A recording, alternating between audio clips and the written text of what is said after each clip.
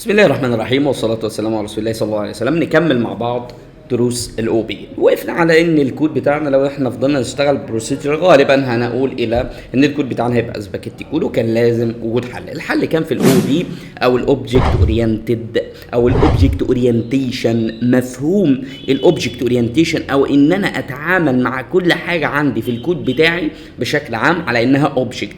طب ليه ما قلتش بروجرامنج؟ هقول لك لان البي بقى حاجه ثالثه. المفهوم الاساسي هو فكره الاوبجكت اورينتيشن، بعد كده بروجرامنج فكره ان انا امبلمنت المفهوم الاساسي فكره الاوبجكت اورينتيشن، تمثيل الاوبجكت برمجيا، ان انا امبلمنت يعني انفذ الكلام ده. حلو جدا. طيب ليه الاو بي؟ ايه اللي يخلينا نستخدم الاو بي اصلا؟ يعني ما كنا حلوين وزي الفل. قال لك والله لو استخدمت الاو بي الكود ريوزابيلتي هيبقى احسن وافضل بكتير. فكره ان انا استخدم الكود ده تاني في مشاريع اخرى او بشكل عام من غير ما اعيد صياغته تاني هيبقى اسهل بكتير، لان الكود بتاعي فيه مفهوم كده انكابسوليتد. الكود بتاعي مغلف اصلا ومتنسق ومتنظم وهندسيا اصلا معمول له ستراكشر. لو انت هتمشي او اي او دي يبقى الكود بتاعك مش معمول له خلاص، ده الكود بتاعك معمول له ديزاين، فاقدر اعيد او اريبيلد او استخدم الكود بتاعي تاني من غير ما مبنيه من تاني. طيب التستنج اند ديباجنج هيكون اسهل جدا في فكره الديباجنج والتستنج لو انا استخدمت الاوبجكت اورينتد.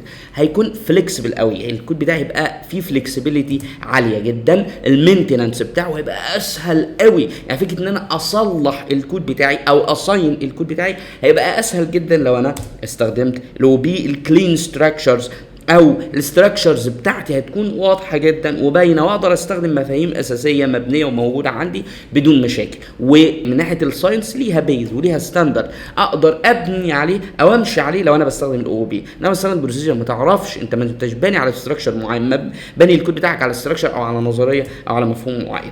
السكيلابيلتي الكود بتاعي يسكيل، اقدر اسكيل لو البروجكت بتاعي بيكستند او بيكبر. السكيورتي طبعا الكود بتاعي هيبقى سكيور بشكل كبير جدا جدا عن فكره ان انا لو ما استخدمتش الاو بي. هل لو انا استخدمت البروسيجر هيبقى السكيورتي؟ قال لا، مش الفكره مش في كده. الموضوع بيعتمد طبعا بشكل كبير على الديفلوبر يعني اللي بيكتب الكود، لكن اسهل بكتير جدا جدا لو انت استخدمت الاو بي، واسهل اكتر بعد كده لو انت استخدمت فريم وركس مبنيه على كونسبت الاو بي بشكل عام. اخيرا وليس اخيرا الوايدلي يوز كتير قوي، خلينا نقول نسبة 98% من الديفلوبرز بيستخدموا الاو بي، وفي لغات اصلا ما تعرفش تستخدمها الا او بي. لما تيجي تستخدم جافا ما لازم تتعلم او بي عشان تستخدم جافا بشكل كويس. سي شارب نفس القصه. ففي لغات اصلا ما تعرفش تستخدم من غير الاو بي بشكل عام يعني. وفي لغات تانية فيها ده وفيها ده، لكن بيفضل وبتروح اللغه دي انك تستخدم الاو بي وتستخدم الفريم وركس القويه بتاعتها زي لغه مثلا زي البي اتش بي. اتمنى نكون جاوبنا على السؤال، وده سؤال مهم جدا لازم تساله في اي حاجه بتتعلمها. واي ليه بتعلم الحاجه دي؟ اشوفكم في الفيديو الجاي ان شاء الله. السلام عليكم ورحمه الله وبركاته.